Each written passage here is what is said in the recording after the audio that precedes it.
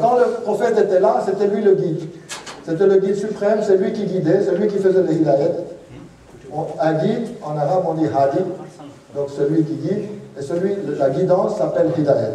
Donc c'était lui qui faisait le hidayat, alors il faut qu'après lui, il y ait quelqu'un qui continue cela, et ça, c'est le devoir des imams, à commencer par Ali alayhi salam, jusqu'à notre 12e imam, Mohammed Mehdi alayhi salam.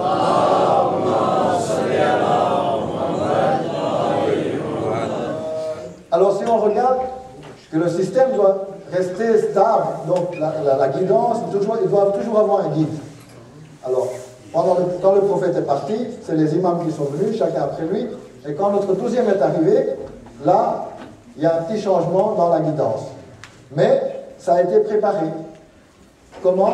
Le 10e et le 11e imam avaient de moins en moins de contact avec les croyants directement, mais ils faisaient, le contact se faisait par l'intermédiaire de leurs compagnons. Les gens posaient des questions aux compagnons. Il y avait certains compagnons qui étaient très proches des imams. Ils leur posaient des questions ou ils leur donnaient une lettre. Eux les rapportaient à l'imam et l'imam répondait. Donc, ça c'était pour habituer les croyants que lorsque le 12e sera en occultation, qu'est-ce qui se passera? Alors, quand le 12e est arrivé, il y a deux occultations, la petite et la grande, qu'on appelle Ghaibat et Sughra, qui est la petite occultation. Ghaibat et Kubra, c'est la grande occultation. La première, c'est 260 jusqu'à 329, l'an 329, et la grande occultation depuis 329 jusqu'à maintenant. Alors, pendant la petite occultation, notre 12e imam avait un représentant chaque fois. Et il en a eu 4, l'un après l'autre. Mais après le 4e, notre 12e imam dit, il n'y aura plus maintenant de représentant direct. Alors, ça pose problème, on pourrait se poser la question. Mais l'imam a fait une lettre en disant, il n'y aura pas de représentant et vous devrez suivre les savants. Et quels sont ces savants? Il a donné les caractéristiques de ces savants, que nous on appelle Mujtahid ou Ayatollah, de qui il faut faire le taqlid. Je vous en avais parlé, le taqlid est wajib. Il faut choisir, dès qu'on est donc responsable, on doit choisir un Mujtahid, un Ayatollah qu'on suit. Hein? Ils ont des livres qu'on appelle Tawzul Masail, dans lesquels il y a toutes les recommandations, comment, et là je vous ai expliqué qu'ils montrent la pratique religieuse, le fiqh. Il vous donne également comment il faut se conduire et il vous donne aussi comment les affaires de tous les jours doivent être réglées. Alors si on arrive un peu plus loin, que pendant la petite occultation, il y avait 4 représentants, et après l'imam dit, il n'y a plus de représentants, mais vous devez choisir quelqu'un qui soit donc un savant, un ayatollah, que vous devez suivre. Et les qualités de cette personne doivent être les suivantes, c'est que ces savants doivent connaître nos dires, nos hadiths, doivent connaître probablement toutes nos hadiths. Ils doivent aussi avoir la taqwa, c'est-à-dire la piété. Ils doivent être pieux.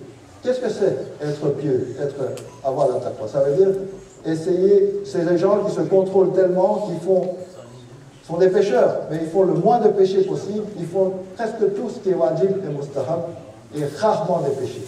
On ne peut pas dire qu'ils ne font jamais de péchés, il n'y a que les maçons qui ne font pas des péchés. Donc eux, ils ont un niveau un peu plus bas que les maçons, si je puis dire, parce qu'ils sont pécheurs, mais ils ont un contrôle tel qu'ils font le moins de péchés possible. Et ensuite, il dit aussi que c'est des personnes qui doivent connaître ce qui est permis et ce qui est interdit, ce qui est halal, ce qui est haram. Et il faut encore beaucoup plus de qualité, il faut qu'ils soient sincères, il faut qu'ils soient véridiques, ils disent toujours la vérité, il faut qu'ils contrôlent leurs désirs. Ça ne doit pas être des personnes qui aiment l'argent ou le matériel. Et ils doivent obéir à nos commandements, c'est-à-dire aux commandements des imams. Et ces gens-là, s'ils ont toutes ces qualités, ils doivent être une protection pour la religion, la protection de dîn. Et tous les autres, parce que tous n'ont pas cette capacité de connaître les hadiths, d'être sincères, d'avoir le contrôle et tout. Donc il n'y a que certaines personnes qui arrivent à ce niveau. Les autres doivent suivre ceux-là. Et c'est ce qui s'appelle taqlid. Taqlid, la traduction, c'est imitation en fait. C'est imitation. Mais on traduit ça par suivre ce que eux disent, les commandements. Alors, ces personnes-là, et notre septième imam, Imam Moussa Kazim alayhi salam, il dit que ces personnes sont des protections du dîn, de la religion, comme des murs. C'est des murs qui protègent la religion.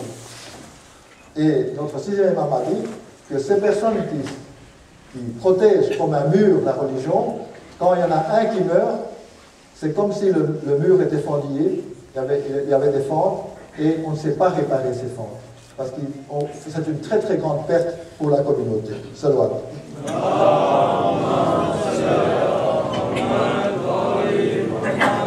Alors si on compare maintenant l'époque du prophète et l'époque après le 12e imam.